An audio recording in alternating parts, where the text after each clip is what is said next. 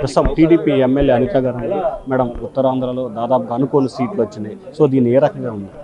ఇది మేము అనుకున్న సీట్లే. ఎందుకంటే జగన్మోహన్ రెడ్డి చేసిన పదోపనలు, జగన్మోహన్ రెడ్డి చేసిన అన్యాయాలు, అక్రమాలు, అవినీతి ఇవన్నీ కూడా ప్రజలు గమనిస్తున్నారు. అందులో ఉత్తరాంధ్ర ప్రజలు అనేసరికి చాలా తెలివిగల ప్రజలు, వాళ్ళందరూ కూడా ఫ్యూచర్ ఆలోచించే ప్రజలు. సో కంపల్సరీగా జగన్మోహన్ రెడ్డి అనే వ్యక్తిని పారద్రోలాలి అన్న ఒకే ఒక కాన్సెప్ట్తో ఉత్తరాంధ్ర అంతా కూడా ఏకమై ఈరోజు మేము అందరం కూడా గెలవడం జరిగింది. ప్రజలు గెలిపించడం జరిగింది.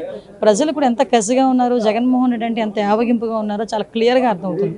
వైనాట్ 175 అన్న వాళ్ళు కూడా ఈరోజు ఇంట్లో కూర్చునే పరిస్థితి ఈరోజు కనిపించింది. ఒక మంత్రి కూడా గెలవలే. అంటే ఈరోజు ప్రజల్లో వ్యతిరేకత ఎంతవరకు ఉందో జగన్మోహన్ రెడ్డి మీద అర్థమవుతుంది. అట్ ద సేమ్ టైం ఈరోజు మమ్మల్ని నమ్మి గెలిపించినందుకు ప్రత్యేకంగా ప్రజలందరికీ ధన్యవాదాలు తెలియజేసుకోవడంతో పాటు మాకున్న బాధ్యతను కూడా మేము గుర్తిరిగి ఫ్యూచర్లో పనిచేస్తామని చెప్పి ప్రధానంగా మాజీ మంత్రి రోజా కానీ లేకపోతే నాని కానీ చాలా అసభ్యకరమైన వ్యాఖ్యలు చేశారు. సో వాటికి ఎటువంటి ట్రీట్మెంట్ ఉంది?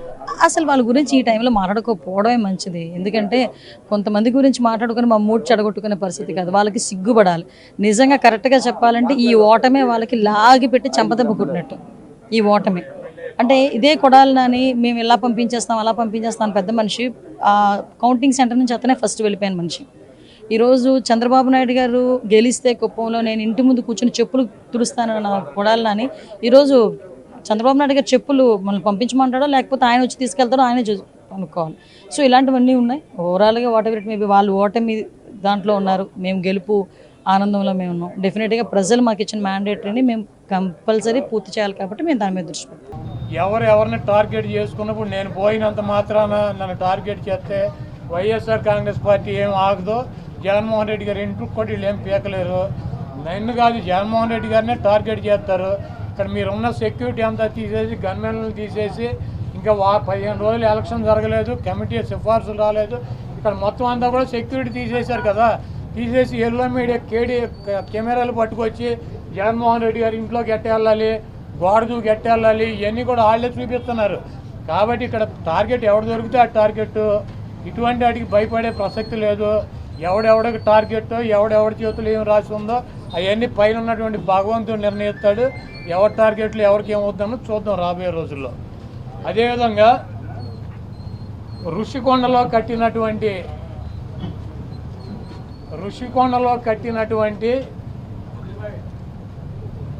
పర్యాటక కేంద్రంలో కట్టినటువంటి భవనాలని ఈ సిగ్గు ఎగ్గు లేనటువంటి తెలుగుదేశం పార్టీ, ఈ సిగ్గు ఎగ్గు లేనటువంటి ఎల్లో మీడియా అది జగన్మోహన్ రెడ్డి గారి నివాసం అని చెప్పి చూపిస్తున్నారు 3 రోజుల నుంచి. వెళ్ళి జగన్మోహన్ రెడ్డి గారు అక్కడ నివాసం ఉన్నాడా?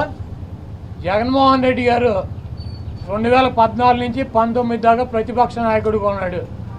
ఆయన కార్యాలయం లోటస్ పాండ్, ఇల్లు లోటస్ పాండ్. ఆయన లోటస్ పాండ్ హైదరాబాద్ నుంచే ప్రతిపక్ష నాయకుడికి ఉన్న 5 సంవత్సరాలు నడిపాడు. ముఖ్యమంత్రి అయిన తర్వాత 5 సంవత్సరాలు ఈ తాడేపల్లిలో ఉన్నటువంటి ఇల్లు, క్యాంప్ ఆఫీస్ ఇక్కడి నుంచే నడిపాడు. ఆయన కార్యాలయాన్ని కానీ ఇంటిని కానీ. జగన్మోహన్ రెడ్డి గారి రక్తంలో లేదు. ప్రభుత్వం కట్టించినటువంటి ఇళ్లలో ఉండటం కానీ, ప్రభుత్వం కట్టించినటువంటి గెస్ట్ హౌస్లో ఉండేటువంటి కర్మ జగన్మోహన్ రెడ్డి గారికి పట్టల. జగన్మోహన్ రెడ్డి గారు వైజాగ్లో సొంత ఇల్లు కట్టుకున్నాక అక్కడ షిఫ్ట్ అవుతాడు. అంతేగాని టూరిజం ప్లేస్లో కట్టినటువంటి ఆ హౌస్లో జగన్మోహన్ రెడ్డి గారు వెళ్తాడని చెప్పి ఎవడు చెప్పాడు వీళ్ళకి, ఈ వెధవులకే? అది జగన్మోహన్ రెడ్డి గారి కోసం కట్టించుకున్నటువంటి ఇల్లు అని చెప్పి రకరకాలైనటువంటి కథనాలు రాస్తున్నారు. అది ఒక అంతర్జాతీయ రాజధానిగా తీర్చిదిద్దాలన్నదే వైఎస్ఆర్ కాంగ్రెస్ పార్టీ లక్ష్యం. దాన్ని రాజధాని చేయాలన్నదే ఆ రోజు నిర్ణయించుకున్నాం. కాబట్టి అక్కడ ఇంటర్నేషనల్ సెమినార్లు జరుగుతున్నాయి. అనేక మంది ఇంటర్నేషనల్ సంబంధించినటువంటి దేశ విదేశాల నుంచి అనేక మంది పారిశ్రామికవేత్తలు వస్తున్నారు. కనీసం వాళ్ళకి సౌకర్యం ఉండటానికి అవకాశం లేనటువంటి పరిస్థితి ఉంది. కాబట్టి ఉత్తరాంధ్రలో ఉద్దానంలో దాదాపు 700 కోట్ల రూపాయలు పెట్టి హాస్పిటల్ కట్టించారు కిడ్నీ పేషెంట్ల కోసం అని చెప్పి. అదేవిధంగా విజయనగరం కావచ్చు లేదా పార్వతీపురం కావచ్చు, ఉత్తరాంధ్రలోనే 650 కోట్ల రూపాయలు పెట్టి ఒక్కొక్క మెడికల్ కాలేజీ కట్టించారు. అదేవిధంగా టూరిజం ప్లేస్లో అంతర్జాతీయ సంస్థలు కానీ వ్యక్తులు కానీ వచ్చినప్పుడు అక్కడ ఒక విధి ఉండాలని చెప్పి ఒక మంచి భవనాన్ని నిర్మిస్తే 7 బిల్డింగులు అయ్యి, ఒక బిల్డింగ్ కాదు 7 బిల్డింగుల్లో జగన్మోహన్ రెడ్డి గారు ఉండరు. 7 బిల్డింగులు కట్టారు. ఆ 7 బిల్డింగుల్లో 7 బ్లాకుల్ని చూపించేది జగన్మోహన్ రెడ్డి గారు 450 కోట్ల రూపాయలు పెట్టి ఇల్లు కట్టుకున్నారని చెప్పి ఈ దుర్మార్గమైనటువంటి ప్రచారం చేస్తున్నారు.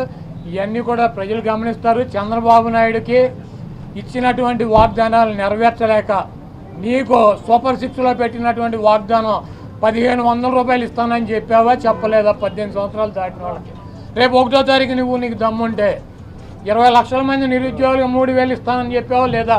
దాని గురించి చెప్పండి. నువ్వు దొంగ వాగ్దానాలు చేసి అధికారంలోకి వచ్చావు. నువ్వు దాని గురించి మాట్లాడండి. ముందు మీరు ఈ వాగ్దానాలను డైవర్ట్ చేయాలి. For more videos like this, subscribe Big TV channel.